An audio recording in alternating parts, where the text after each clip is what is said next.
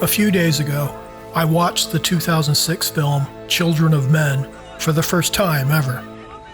Yeah, I know plenty of people have been calling it a masterpiece for nearly 2 decades now, but I just never got around to watching it before. But all the praise is warranted.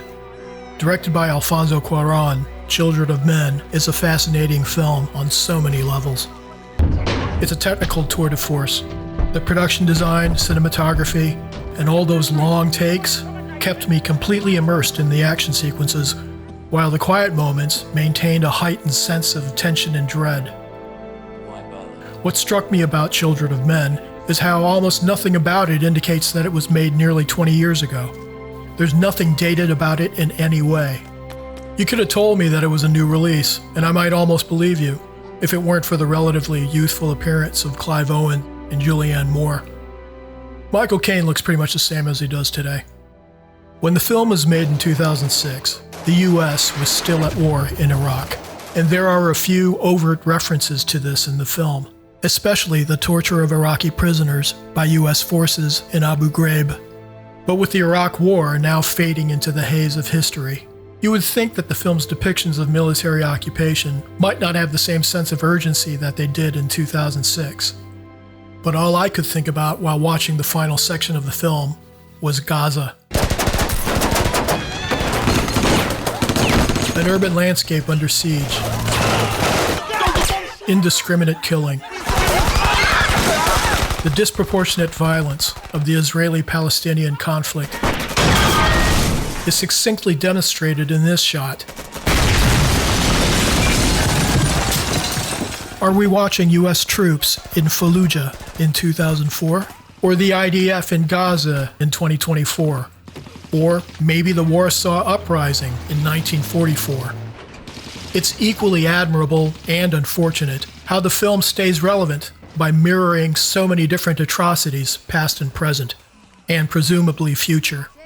Our present state of global affairs doesn't feel very far removed from any of the scenarios presented in the film. Migration matters to British voters. Migration. This should be the immigration election. Immigration is very clearly addressed in Children of Men, like migrants at the US border and refugees arriving on European shores. The immigrants in the film are fleeing failed states and all their attendant horrors. Collapsed infrastructure, environmental devastation, poverty, famine, crime, and violence. In Cuarón's home country of Mexico, for example, there have been over 40 political assassinations this past election season as drug cartels push against government reform and bring the democratic process to its knees. In the film, the Britain that these foreigners are desperately trying to get into isn't exactly heaven on earth either. It's not yet a failed state, but it definitely seems like a nation teetering on the brink, run down and beset by extreme wealth disparity, which requires a police state and a culture of militarism, nationalism, and scapegoating. Look up! Get out!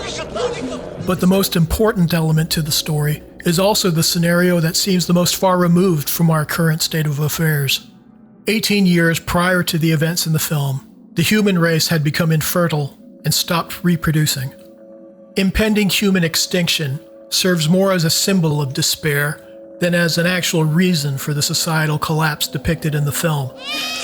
It follows that the birth of Key's baby also stands as a symbol of hope, as warring factions are astonished by the sight of a newborn human, just long enough to cease fighting until the baby is out of harm's way. I couldn't help but wonder if the birth of this one child, and even the possible regeneration of the human race, is really worth a whole lot in this awful place. Why bother bringing yet another hapless human into a broken world of disease, pollution, and suffering? Is it perhaps immoral to coerce someone into existence? This is the question posed by antinatalism, the philosophical position advocating that people should stop having babies. Not only would doing so be morally correct, it would also reverse the cycle of overpopulation, environmental crises, societal collapse, and diminished quality of life. It's a controversial idea, and one that's often characterized as being nihilistic and cruel by its opponents.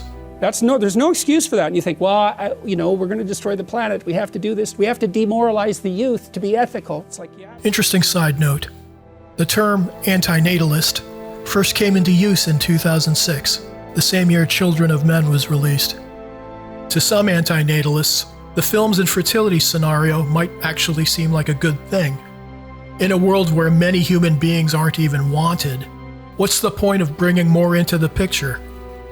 As it turns out, even without any wide acceptance of antinatalism, a growing number of adults throughout the world are opting against ever having kids. Birth rates are declining in Japan, Spain, Greece, and especially South Korea, with the lowest birth rate in the world. Business economists and policymakers see this as a problem. If people don't have more children, civilization is going to crumble. Others view smaller populations as the key solution. We've forced upon ourselves an economic model where businesses need ever more customers, but more customers means more carbon, more waste, more plastic in the ocean, more mouths to feed. Recent studies project that in about 30 years, the world population will peak for the first time in human history and begin declining. It's now just a question of whether the decline will be gradual and sustainable, or quick and catastrophic. Children of Men ends with a dying man, a mother, and her newborn baby, adrift at sea, as a rescue ship named Tomorrow heads in their direction. At this particular point in history, it feels as if the whole of humanity is adrift on that tiny rowboat, experiencing similar feelings of nervous hope and great uncertainty. The only question now is, who's supposed to come and save us?